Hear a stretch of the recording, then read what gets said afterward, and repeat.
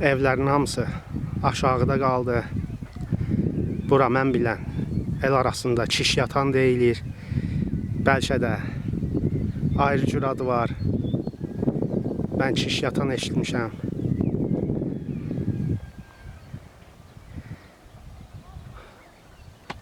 Orada mal yatan deyilən ərazi var.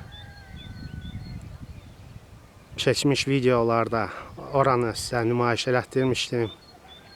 Zəycik kəndinə piyada yol qət edərkən oradan keçib getmişdim.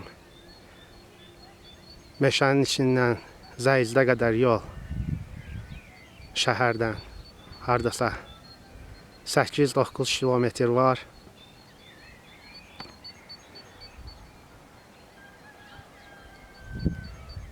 Dədə-baba vaxtı şəhərin karvansaralarına gəlmək üçün getdiyim və sizə nümayiş elətdirdiyim yoldan istifadə eləyirdilər kənd cəmaatı. Yolu qısaldırdılar, kəsə yol hesab olunurdu. Zəycik kəndinin üst tərəfində yaşayan cəmaat bu yoldan istifadə eləyirdi. İkinci bir yoldan, ən qısa yol buradır. Sizə indi meşənin içindəki o bir xətt üzrə cığırı nümayiş elətdirməyə çalışıram. Sirtdə yol kimi cığır görürsünüz. Oradan, kəllədən, tikdən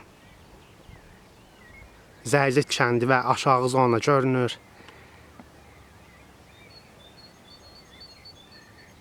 Bu yolda dədə-baba vaxtı hardasa bir 50-60 il qabaq işlək yol idi. İnsanlar qatırla, atla bu yolu qət eləyirdilər. İndi bu ənənə yoxdur. İnsanlar avtomobil yolu ilə gəlirlər rahatçılıqla. Dağda yalnız meşəbəyilər olur, heyvanını otladan insanlar olur, bəzən turistlər olur. Arada polis şöbəsinin əməkdaşları gəlib yoxlayırlar, baxırlar. Görək, kimsə qanuna zid əməllərlə məşğul olmur ki, yəni hər tərəfli qoruyurlar. Meşə təsərrüfatının işçiləri də gəlib baxırlar arada. Son zamanlar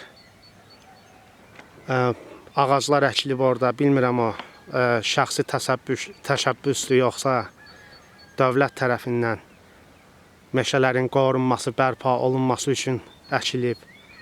Kim əkibsə Allah canını sağ eləsin, dağın torpaqlarını eroziyadan qoruyur. Şəhərin ən yüksək nöqtələrindən biridir. İmkan olsa gələcəkdə Xan yaylağına da gedib oranı da çəkmək istəyirəm. İnşallah. Hələlik bu qədər.